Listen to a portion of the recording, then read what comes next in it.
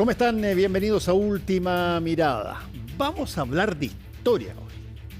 Y vamos a hablar de historia con una historiadora que además es profesora en la Universidad de Chile, Sofía Correa. Gracias por estar con nosotros, Sofía. Gracias, Fernando. La invitación es muy interesante estar aquí contigo. Es que, ¿sabes qué?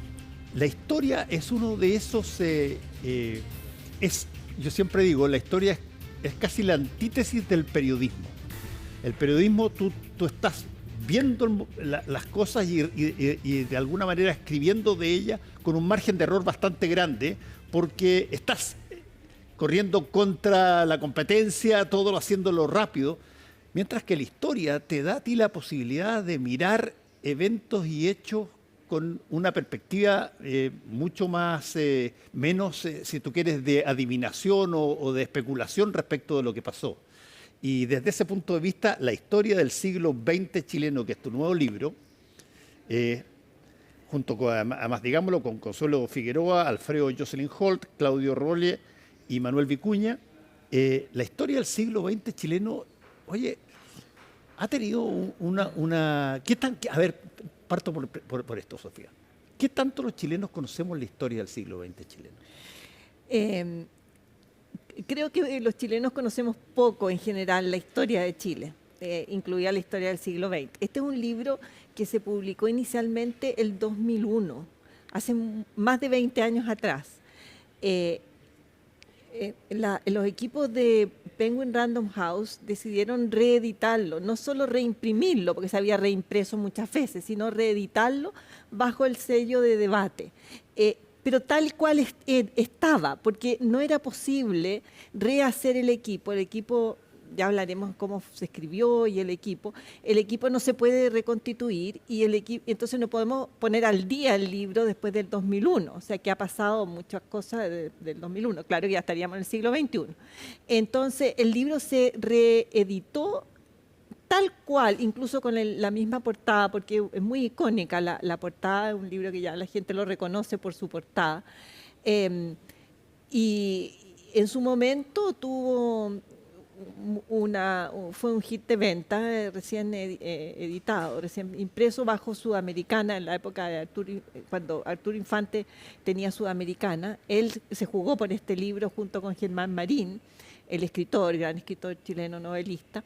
Y bueno, y después el libro se ha sostenido todos estos años, se ha sostenido porque lo leen en las universidades, estudiantes, profesores, en los últimos años de la enseñanza media también, y supongo que gente que no necesariamente está en el sistema educacional, digámoslo así, también le resulta interesante. Así que la apuesta fue reeditarlo. Entonces, es muy emocionante, ¿verdad?, como autor y como coordinadora de todo este equipo, que este libro no solamente sigue siendo vigente, sino que se le da además una fuerza enorme. Yo te preguntaba, Sofía, sobre qué tanto los chilenos conocemos de nuestra historia. Porque la verdad es que a veces da la impresión de que no es tanto. O que básicamente, como en todas partes del mundo, la historia muchas veces se confunde con, qué sé yo, historia folclórica o mitos que pasan a ser creídos porque, bueno, la gente no estuvo ahí y los ha escuchado siempre. O datos anecdóticos, algunos personajes. ¿Cómo se investiga la historia? Hay algo, yo creo, en que se valora solo el presente. En la medida en que se valora solo el presente, se desconoce la importancia de la historia para entender por qué estamos y cómo estamos en este presente, ¿verdad? Y qué proyección tenemos a futuro, no la podemos visualizar si no entendemos qué acarreamos, digamos, qué historia portamos para poder entender este presente hacia dónde va y hacia dónde vamos, porque nosotros construimos la historia como seres humanos, como sociedad, no es algo que se nos viene encima, digamos. Entonces, es absolutamente relevante entender que portamos toda esta historia, es parte de nuestra existencia del presente. Hay periodos, cuando nosotros recién publicamos este libro, había como ganas de no saber del pasado, de que solo estamos en un presente del 2000, no hay pasado. Ahora hay más interés en el pasado, pero es un pasado que nos complica, no logramos digerirlo, procesarlo. Ya vimos con la ocasión de los 50 años del golpe de Estado, fue un momento en que no logró haber un diálogo fructífero al respecto. Fue más bien traumático. Sí, sí. Ahora, Entonces, eso inevitablemente, creo yo, va a pasar durante un determinado tiempo hasta que, bueno, se renueven las generaciones. Pasó en Alemania durante mucho tiempo con esta visión de que todo lo que era alemán básicamente provenía del mundo nazi. Bueno, y de pronto las Alemanias crecen, florecen, son una de las economías más potentes de Occidente y queda más bien para las películas muchas de esas cosas. es que la historia está siempre repensándose, eso es muy importante. O sea, la historia no es algo que se escribe y se cierra esa escritura. La historia está siempre reescribiéndose porque está siempre repensándose. Y es el presente el que hace las preguntas al pasado. Entonces, como el presente cambia, las preguntas cambian. Entonces, las preguntas que hace el presente al pasado son distintas y las interpretaciones, los modos de entender, el descubrir que hay dimensiones que se habían pasado por alto y que son muy relevantes, énfasis que se pierden, que se recuperan, que han pasado medios desapercibidos, lenguajes que cambian. Todo eso hace que la historia esté muy viva y implica que se está reescribiendo siempre, se está rehaciendo. Ahora, Sofía, eso que estás diciendo me parece súper interesante. ¿Cuánto tiempo, por ejemplo, te puede tomar el que tú investigues un determinado evento que te llamó la atención? Porque está disponible de alguna manera la información de algo que ya dejó de existir o que eventualmente no hay nadie vivo que pueda contarte como testigo lo que pasó. Claro, lo que pasa es que no solamente se trabaja con testigos y con personas vivas, sino que la historia trabaja justamente con muertos, con documentos, con testimonios que van quedando, materiales, no solamente documentos, pueden ser imágenes, pueden ser edificios, pueden ser muchas cosas, pero toma mucho tiempo. La historia...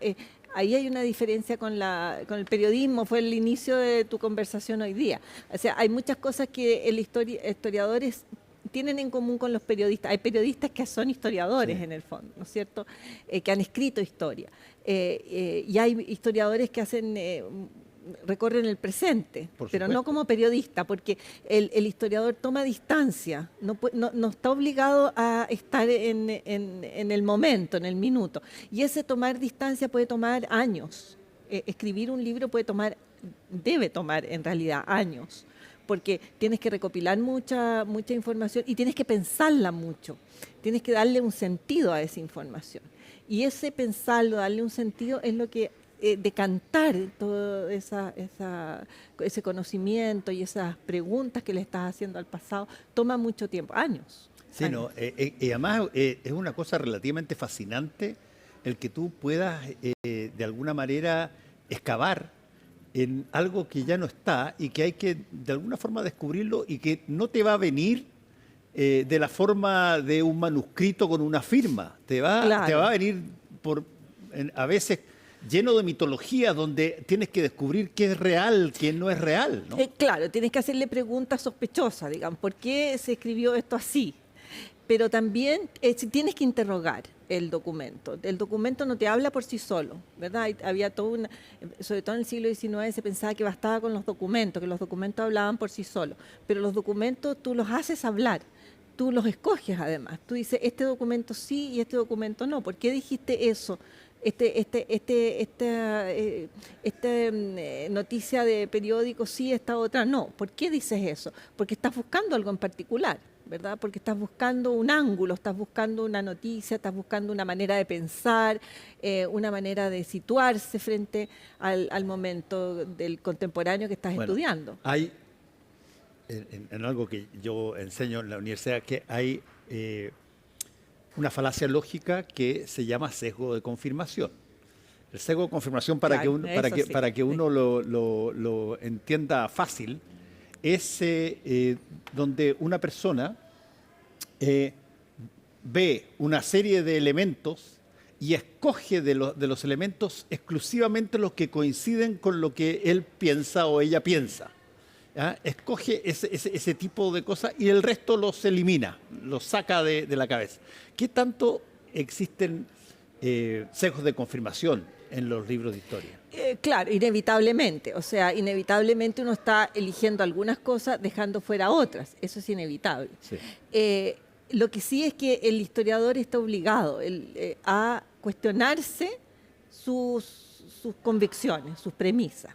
Entonces, por eso que el tiempo ayuda en eso, porque en un momento puedes estar apasionado por una manera de ver las cosas, pero si te están diciendo todos los documentos que no es así, tú tienes que reformularte. Y eso significa parar, tomar distancia, mirar de nuevo, decir qué pasó aquí, estoy entendiendo mal. Y dejar que también te hablen los documentos. O sea, tú los interrogas, pero también ellos te hablan. Es un diálogo. Y desde ese punto de vista, Sofía, ¿cómo entra la ideología personal aquí? Porque uno viene con una serie, o nace supuesto. y crece y se genera una serie de ideas y de dogmas. ¿Cómo calzan con la realidad? Es inevitable que tú tienes que aceptar tu subjetividad cuando estás haciendo historia, en el sentido de que en todas las dimensiones de lo humano entran en esa subjetividad. Es distinto lo que yo puedo buscar y mirar si soy mujer que si soy hombre. Hoy día está muy alerta, estamos a las diferencias en ese sentido de género. Hace 10 años cuando escribimos ese libro, o 20 ese libro, 20 años, hace más de 20 años, no era tan evidente. Hay quienes tienen una experiencia vital generacional distinta, obviamente ven distintas cosas. Hay quienes se han formado en el mundo anglosajón o en el mundo francés o en el mundo español, se aproximan de otra manera.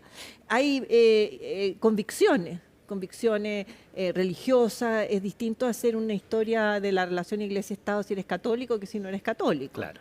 Es distinto si eres anticlerical o si eres protestante. Esa historia va a ser distinta.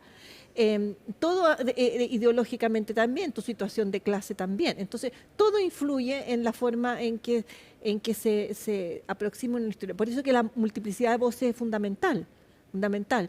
Pensemos, por ejemplo, toda la historiografía sobre la Guerra Civil del 91, ¿verdad? Fue muy importante todo el aporte, por ejemplo, de la historiografía marxista, en que vio una dimensión económica social que no había estado en la discusión. Y después, bueno, uno puede morigerar, mirarla de otra forma, esa dimensión económica social, situarla dentro de la discusión política, pero ya se instaló, ya la trajeron a la discusión.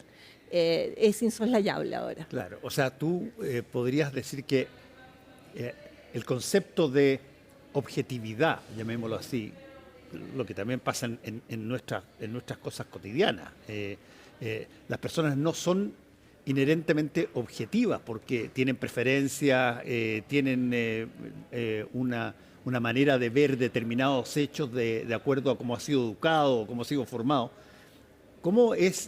¿Cuándo descubres, Sofía, de que un hecho histórico es real? Bueno, hay mucho testimonio que lo hace real, digámoslo, así que no es ficción.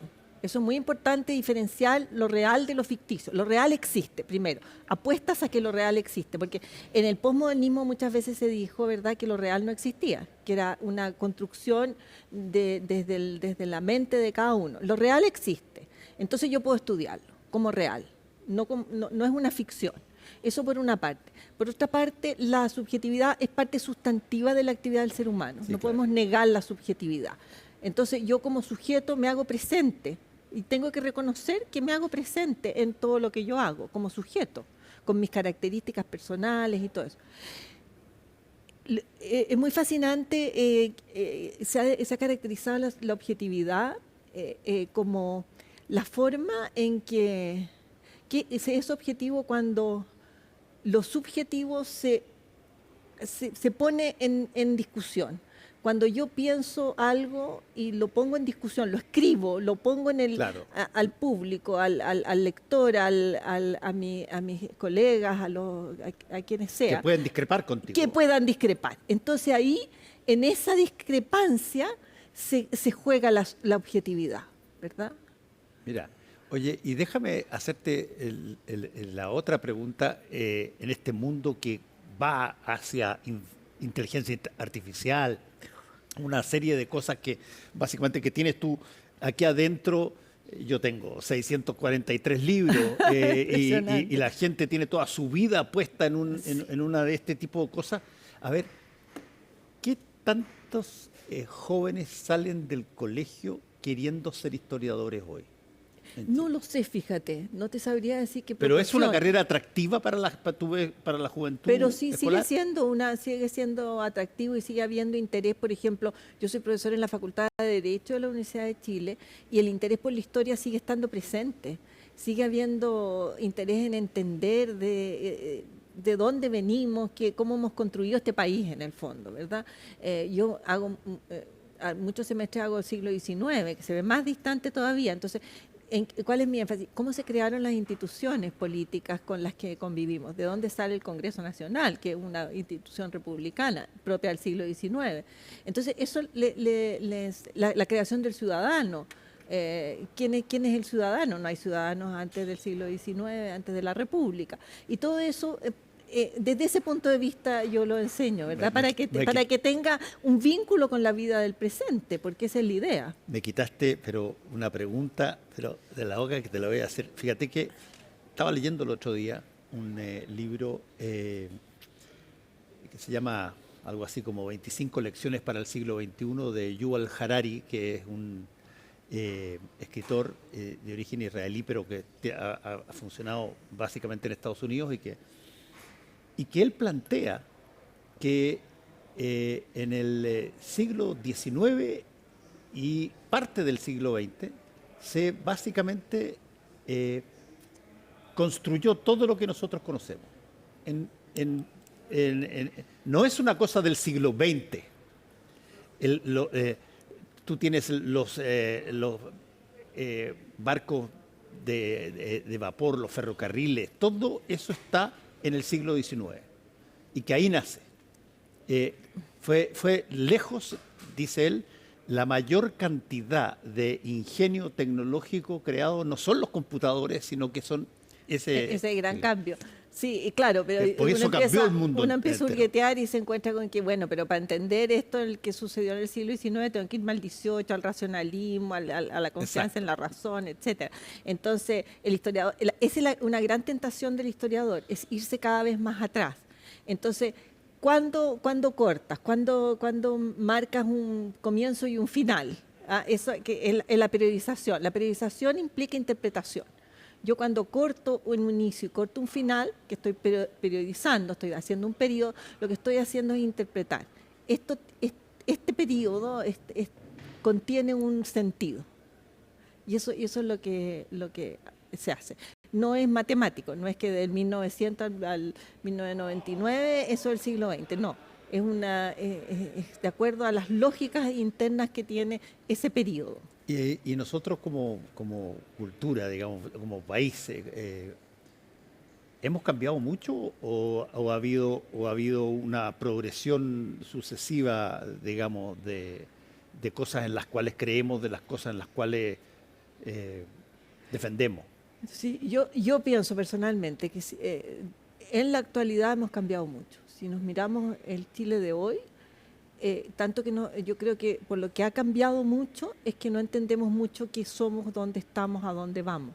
Yo creo que hay una inquietud muy angustiante en la sociedad chilena hoy en día, y no lo sé decir si en otras sociedades, también pienso que sí, ¿verdad? Por lo que se nota, Sí. lo mismo que está pasando en Estados Unidos, hay una incertidumbre, una angustia, una ruptura. Porque hay cambios muy radicales. Y en Chile hay particularmente cambios muy radicales respecto a lo que éramos hace, en lo que fue el desarrollo del siglo XX al XXI. Ahora, tú probablemente observas determinadas cosas que pasan en los años pasados del país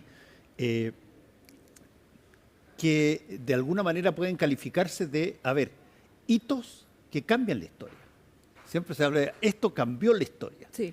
¿Qué tenemos nosotros en la historia de este siglo XX chileno que a ti te llamó la atención? Mira, desde que llegó ese fenómeno ya no fuimos ni hicimos exactamente lo mismo. Uno podría pensar Mira, por una parte la guerra civil del 91, esa con la balmaceda, cual ¿no? iniciamos el siglo XX nosotros. La gran crisis económica del 29, que rompe toda una trayectoria de modelo de desarrollo económico y la reforma agraria de todas maneras, porque rompe con 3 siglos de una institución muy arraigada de la sociedad chilena, que es la hacienda. Y no es una ruptura paulatina, sino de muy pocos años, del 67 Bueno, por cierto, yo al supongo la 70. Segunda Guerra Mundial y todo ese tipo de cosas. Y tiene un impacto grande en Chile, pero es mayor la crisis del 29. Ah, sí, Sí, sí, el gran cambio es la crisis del 29. Después es como adaptarse a ese aislamiento que se produce con la crisis del 29. ¿Y qué tanto, por ejemplo, lo estamos viendo hoy día y lo vivimos antes en términos de las guerras mundiales, y particularmente la Segunda Guerra Mundial, que te cambia, por ejemplo, cosas objetivas, te cambia a la población cuando tú tienes a un montón de personas que se instalan, que salen de la guerra de Europa Sí. y se instalan en Antofagasta, se instalan en Punta Arenas, se vienen lo que antes se llamaba Yugoslavia, que resulta Sí. que ya no Croatas y existe. eslavos, sí. Claro, viene una tremenda cantidad de gente. La Sí. inmigración, ¿qué tanto altera? Bueno, tipo no de fue cosas? una inmigración masiva y venía produciéndose hacía varios años ya, digamos. La misma guerra civil española trae a los españoles republicanos, y la Segunda Guerra Mundial también trae, pero ya aquí había comunidades judías cuando llegan nuevos judíos. No es el fenómeno argentino, ¿verdad? Donde la inmigración italiana, española de fines del siglo XIX hacia el siglo XX cambia digamos, la cultura incluso del país, ¿no es cierto? La estructura social, todo. No es como la de ahora, la inmigración que tuvimos en el siglo XX no es como la inmigración masiva que tenemos hoy día, que remece a la ¿Y sociedad en chilena. qué se diferencia? Bueno, esa Bueno, fue una gran inmigración producto de guerras también. Sí, pero es paulatina, es de distintos grupos humanos y que buscan insertarse en Chile, y se insertan bien. No traen y con la idea de quedarse, de construir un futuro en este país, de que sus hijos sean parte de este país. ¿Y hubo resistencia a eso dentro de Chile o no? Yo tengo la impresión que no. ¿Como Bueno, hoy, algunas por sí, ejemplo? por ejemplo, el epíteto despectivo de hablar de los turcos cuando llegan los árabes. Estamos en Machaza, estamos en Yarur, en la Sí, pues, fábrica esto era Yarur. Yarur. La fábrica Yarur, extraordinaria fábrica, impresionante cómo se construyó eso, no con 4 tablitas, sino que se hizo realmente una cuestión grande, sólida, grandiosa. Es el símbolo de la industrialización chilena. Esta fábrica Yarur, ¿verdad? Es todo un periodo del siglo XX, está cubierto por este proceso industrializador, con todo lo que significó en cambios sociales, económicos, y de impulso al desarrollo de grupos sociales muy importantes, los sectores medios, etc. Ellos se incorporan a la sociedad chilena, forman parte ya de la sociedad chilena. Ellos buscan incorporarse a la sociedad chilena, aunque hay reticencia, sobre todo en los sectores altos, diría yo, reticencia a su presencia, pero se allanan, se vinculan, construyen país, digámoslo así. Ahora, Sofía, ¿cuánto toma un determinado, para ustedes los historiadores, cuánto toma un determinado, voy a ponerlo en coloquial, invento, una cosa, un artefacto nuevo que no existía, en transformarse en algo que se ve y algo que eventualmente se puede evaluar en términos históricos? El automóvil, te pongo un ejemplo. Claro, tú estás, claro. Es una cosa que originalmente abarca un grupito de este porte y de pronto se expande. Lo mismo pasa con la luz eléctrica, lo mismo pasa con un montón de otras variables. Claro. Paulatinamente, desde el siglo XIX al siglo XX-XXI, se va expandiendo y se va haciendo más rápida la incorporación de las novedades tecnológicas, llamémoslas. Piensa lo que fue el ferrocarril. A principios del tiempo de la independencia, se ha calculado que llegar a Concepción, por tierra obviamente, tomaba 15 días de ida y 15 días de vuelta. Cuando se construye el ferrocarril y llega a Concepción, en unas horas, en menos de un día estás en Concepción y puedes volver acá, lo que significa gobernar un país en el cual para que llegue una comunicación de Santiago a Concepción se demora 15 días y la respuesta otros 15 días. Es bien distinto que si hay un ferrocarril que la lleva inmediatamente. Entonces, el ferrocarril dinamiza en una forma muy rápida todo lo que es comunicación, transporte, relaciones humanas dentro de una sociedad, de un país como Chile. Y como tenemos este valle central, no fue tan difícil extender el ferrocarril, aunque sí había que pasar ríos como el Malleco. Todos conocemos, ¿verdad?, el viaducto del Malleco. Antes se veía desde la carretera, ahora hay que salirse un poco para poder verlo. El viaducto del Malleco, una impresionante obra de ingeniería y de arquitectura. Que fue en alguna oportunidad, por lo menos así me lo pasaron en el colegio, que fue el puente más alto que del mundo. Claro, que había. Y nosotros decíamos, ya. Es muy alto, sin duda, sí. Entonces, hay momentos en que la tecnología cambia la dimensión espacial y temporal.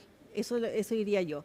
Lo que hace el celular es que cambia la dimensión espacial y temporal. Tú estás inmediatamente en contacto con algo y alguien y una noticia en el instante. Eso no existía ni siquiera con el telégrafo. Lo que cambia inmediatamente, como corolario lo tuyo, lo que cambia es cómo tú distribuyes tu tiempo. También, claro. El tiempo que tú hoy día está bastante testeado, el tiempo que tú dedicas a usar y mirar mientras versus hablar con personas humanas, está aumentando en uno y disminuyendo en otro. Eso es bien complicado. Y a leer también. Y a leer. Porque... Sofía, te quiero agradecer por haber estado con nosotros. El libro que vuelves a sacar porque ya había salido antes, Historia del siglo XX chileno, que me imagino toda persona que quiere tener la posibilidad de conocer cómo se construye un país, y más aún si es tu país, sería interesante poder leerlo. Sí. Muchas gracias, Gracias, Sofía Fernando. Correa. Gracias por la invitación y la conversación. Gracias a ustedes y, por cierto, nos encontramos mañana muy tempranito con Carolina Urrejola en CNN Chile Radio y después, por cierto, aquí en Última Mirada. Chao.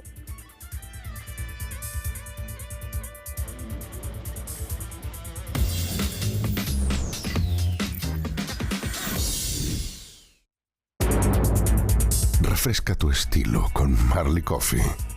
Presentó Última Mirada.